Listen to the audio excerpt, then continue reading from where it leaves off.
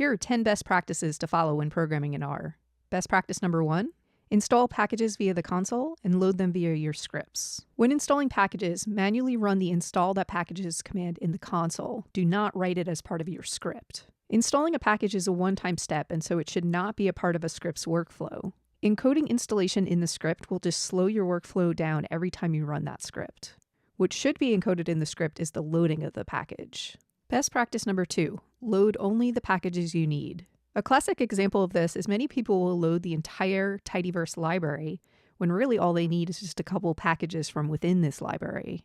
Another common mistake is just loading libraries that you're not actually using. Loading just the packages you need keeps your environment clean, makes dependencies explicit, and is going to make your scripts run faster. Best practice number 3. Use renv for optimal reproducibility. While we're talking about packages, if you're working in a complex project involving multiple collaborators, you might want to use renv for package management. renv makes it so that packages are installed on a project-by-project basis instead of a system-level basis. This ensures that each project has the exact version of the libraries it needs, and your code will run the same way on any machine. Best practice number 4. Use a consistent project structure. One of the simplest and most powerful workflow improvements you can make in R is adopting a consistent project structure. Instead of scattering files across your computer or mixing scripts with raw data, organize all your projects in a clear and consistent manner. On the screen, I have a suggested outline you could pause and take a look at, but the key thing is not necessarily which outline you're following, just that you're following an outline and you're being consistent with it so that any collaborators that have to dig into your work know where things are going to be. Best practice number 5. Include a README file in the root of your project. It is standard practice in most programming workflows to include a README.md file at the root of a project. This file serves as a high-level introduction and guide for anyone working with the project, including your future self. A good README file typically includes the project title, a list of authors or contributors, a brief description of the project's purpose, any setup instructions, and general instructions for running or reproducing the analysis. The goal of the README is to help someone quickly understand what the project does, how it's organized, and how to get started, all without having to dig through the source code.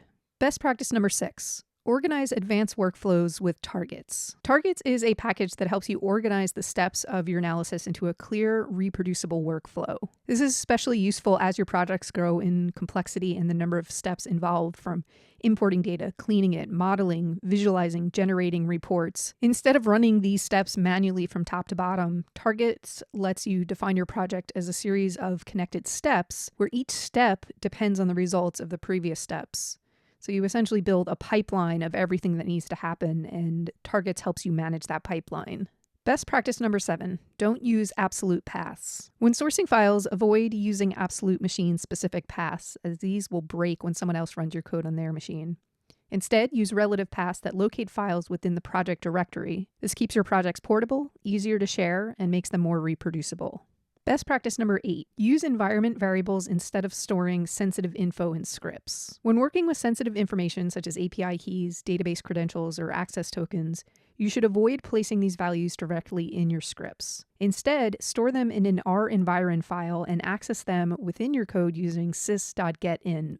Unlike your script files, the .renv file is excluded from version control. This approach assures that sensitive credentials are never committed to your repository and allows each collaborator to manage their own environment variables securely on their own local machines. Best practice number 9. Use Git Version Control. Understanding how to use version control is an essential skill for any programmer, including those working in R and data science. Version control allows you to track changes, back up your work, and collaborate more safely. Even on solo projects, it gives you the freedom to experiment without worrying about breaking things. You don't need to be a Git expert. Even basic use offers significant benefits in traceability, organization, and long-term project management. Best practice number 10. Don't overwrite raw data. Raw data should be treated as read-only. Once you collect, download, or receive your original data files, do not modify them directly. Instead, keep them unchanged in a dedicated data folder and perform all cleaning, transformation, and analysis steps in your scripts. And those are my 10 best practices to improve your R programming workflow. For more on some of the topics I talked about in this video, such as Git version control, working with renv or environ files, check out the video description. I'll have some links to other guides where I cover these topics.